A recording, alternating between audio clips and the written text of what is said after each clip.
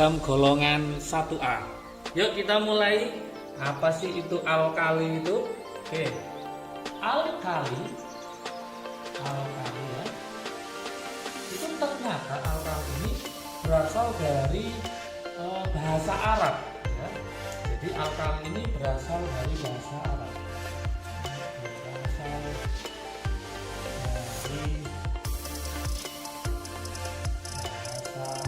Arab.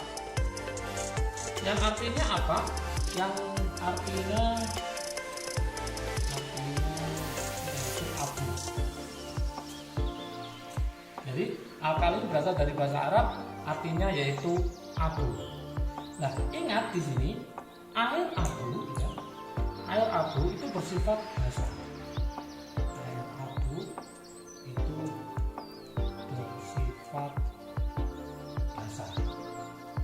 Sehingga kesimpulannya, karena bersifat basah, maka logam golongan 1A yang disebut dengan golongan 1A, alkali itu membentuk basa kuat. Namanya nanti akan membentuk yaitu basa kuat.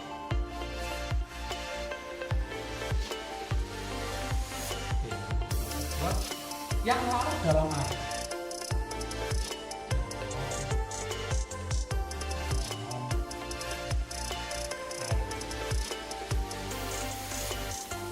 Jadi alkali berasal dari bahasa Arab, artinya abu.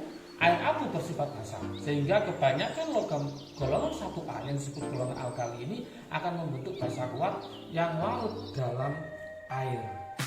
Supaya lebih paham lagi, kita harus tahu anggotanya siapa aja.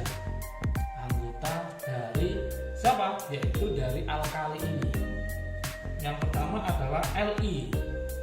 Cara ngapalkan berarti lina, ya, kawin, Robi, CS, Robi dan teman-temannya ya, frustasi. Oke, lina kawin, Robi, CS, frustasi.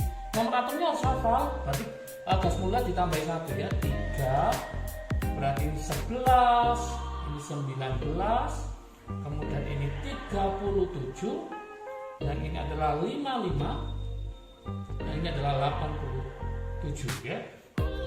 Gimana konfigurasi elektron, masih ingat? Yaitu berarti ini 2,1, 281, 2881, 28, kemudian 18, 81, 28, 18, 18, 81, ini berarti 28, 18, 32, 18, 81. Artinya apa? Artinya kita ambil yang belakangnya. Belakangnya berapa? 1. Ternyata elektron valensi dari logam alkali itu sama dengan 1. Artinya apa? Berarti supaya stabil, maka harus melepas satu elektron, membentuk, karena melepas ya, jadi membentuk ion positif.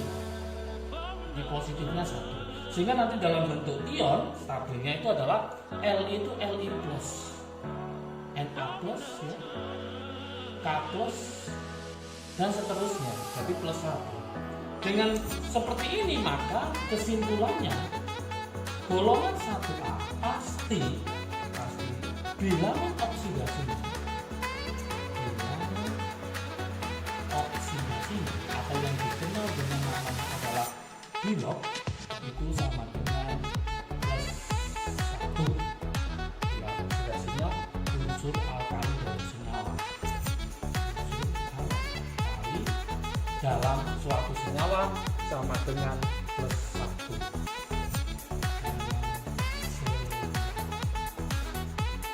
Nah ini kenapa? Karena dia melepas satu elektron. Dari sini maka kita akan mengulas habis, yaitu sifat-sifat alkali. Apa sih sifat-sifatnya? sifat alkali. Oke, ini harus paham juga. Yang pertama adalah ternyata logam alkali ini energi ionisasinya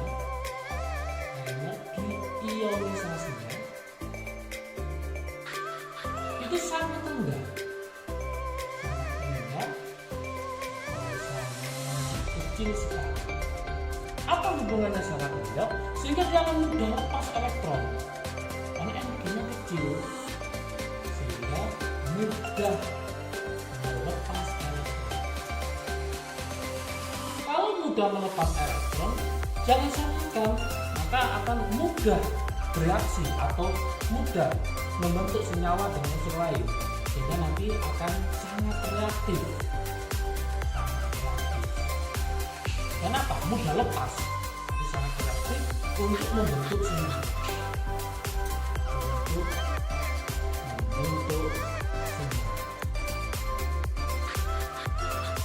Jadi dikenal bahwa logam alkali adalah logam yang sangat reaktif. Kalau sudah membentuk senyawa, maka jangan salahkan nanti golongan alkali itu di alam tidak ditemukan dalam unsur bebas. Maka di alam, karena dia sangat reaktif, di alam tidak ada unsur bebas.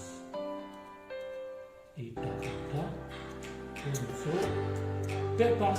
Kenapa? Karena semuanya adalah berikatan, karena sangat reaktif, sehingga dia tidak ada dalam keadaan unsur bebas.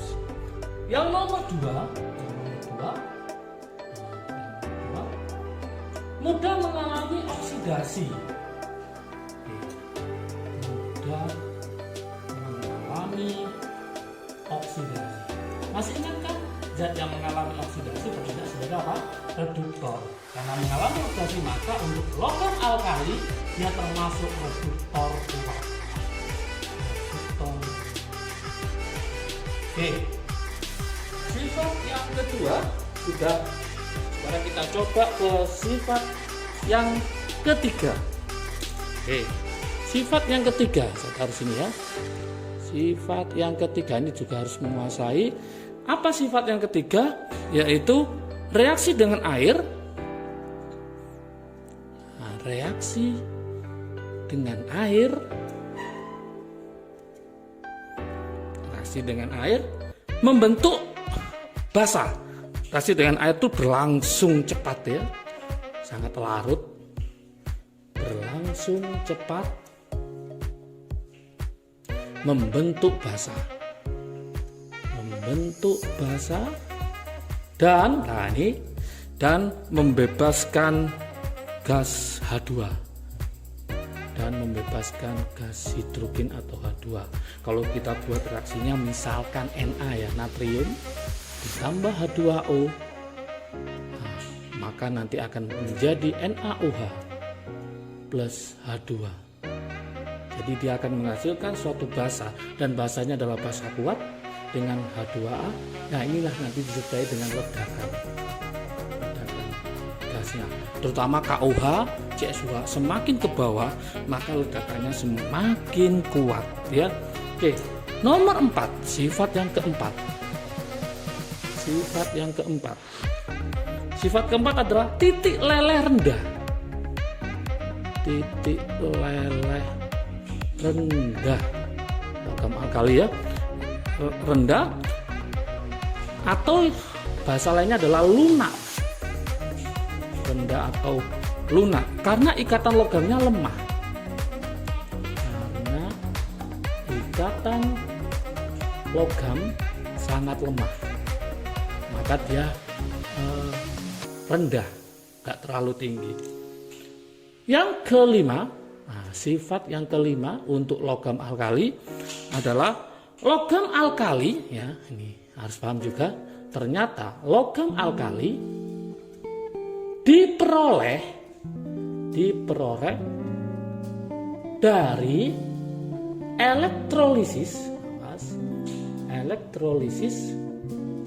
leburan. Leburan apa? Garamnya, atau biasanya adalah garam halidanya boleh. Ingat, kata-kata kuncinya di leburan, tidak mungkin larutan, karena larutan nanti yang masuk adalah air. Kalau leburan adalah logam itu sendiri, maka diperoleh dari leburan garam halidanya. Kemudian sifat yang keenam, nah ini harus menguasai semua sifat-sifat dari alkali adalah senyawa alkali terbentuk dari ikatan ion. Ya, senyawa alkali yang terbentuk, nah, senyawa alkali yang terbentuk hampir semuanya itu adalah merupakan terbentuk dari ikatan ion. Ikatan ion. Oke, terbentuk dari namanya ikatan ion yang larut baik dalam air tadi. Oke. Kemudian nanti logam alkali bisa diuji dengan uji nyala dan dia memberikan warna nyala yang khusus. Oke, kita bahas sekarang warna nyala logam alkali. Ini harus paham juga. Warna nyala logam alkali kalau dibakar ya. Jadi dia membedakan dengan unsur-unsur yang lain karena dia memberikan warna nyala yang khusus untuk alkali. Kita mulai dari Li, Na, K, Rb, Cs. Ingat, untuk yang Fr itu radioaktif sehingga tidak kita masukkan ya. Li itu ternyata warnanya adalah merah tua. Merah tua. Kalau Na adalah kuning. Kalau K adalah ungu. Kalau Rb adalah merah, tapi kadang biru, tapi lebih banyak adalah merah. Cs adalah biru. Nah, supaya hafal ini, saya buatkan trik asiknya ya. Untuk Li, saya buatkan trik asik di sini. Li ternyata adalah lidah mertua. Lidah mertua. Tadi Li warnanya adalah merah tua. Kalau Na itu adalah naning, supaya hafal ya. Berarti Na natrium kuning. Kalau K itu adalah konser ungu. Yang ingin lihat konser ungu ya, berarti K ungu. Kalau Rb itu saya buatkan hafalannya rambut merah. Karena disemir ya, rambut merah. Berarti Rb warnanya merah. Terakhir adalah CS, temenmu itu adalah minum bir ya, mabuk-mabukan, berarti CS itu warnanya adalah biru. Oke. Semakin ke bawah apa yang terjadi? Yang pertama, semakin reaktif. Oke. Semakin ke bawah, maka basanya semakin kuat. Ingat, tapi yang paling kuat adalah CSOH. Semakin ke bawah, reduktornya semakin kuat. Reduktor semakin kuat. Ingat juga ya. Oke. Berarti semakin ke bawah semakin reaktif, semakin ke bawah semakin reduktor kuat, semakin ke bawah semakin basa kuat. Berarti ini adalah basa kuat, namanya nanti adalah CSOH dengan konsentrasi yang sama. Tapi semakin ke atas maka titik didih atau titik lelehnya itu semakin besar. Kebalikannya ya. Oke. Adapun kegunaan-kegunaan ini banyak sekali ya. Kegunaan yang sering ya, unsur golongan alkali dalam kehidupan sehari-hari ya. Banyak sekali ini kegunaannya. Ini nanti saya kasih cuplikannya ya. Yang pertama yang sering keluar adalah NaCl. Ini pasti semua tahu, yaitu yang disebut dengan namanya garam dapur ya. Nah, garam dapur. Untuk apa? Jelas untuk pengawet makanan bisa ya. Nah, untuk mengawetkan itu, pengawet makanan. Ini banyak sekali. Oke, contoh yang lain yang sering itu adalah NaHCO3. NaHCO3. Ini adalah namanya soda kue. Soda kue ya. Soda kue ini juga digunakan untuk pembuatan kue sebagai campuran pada minuman yang menghasilkan gas CO2 boleh, atau juga sebagai larutan penyangga juga bisa ya. Kemudian ada lagi namanya KBR ya. KBr, kalium bromida. Ini adalah obat penenang saraf ya, obat penenang saraf. Nah, oke, banyak ya. Kemudian ada lagi NaNO3, itu sebagai pupuk ya. Saya tulis ini NaNO3, ini sebagai pupuk bisa, natrium nitrat. Kemudian ada lagi namanya KiO3, kalium iodat, untuk campuran garam dapur yang mengandung iodin sehingga untuk anti gondok ya. Kemudian banyak lagi ada namanya Na2CO3, yaitu soda cuci atau pelunak kesedan air. Oke, banyak untuk kegunaan unsur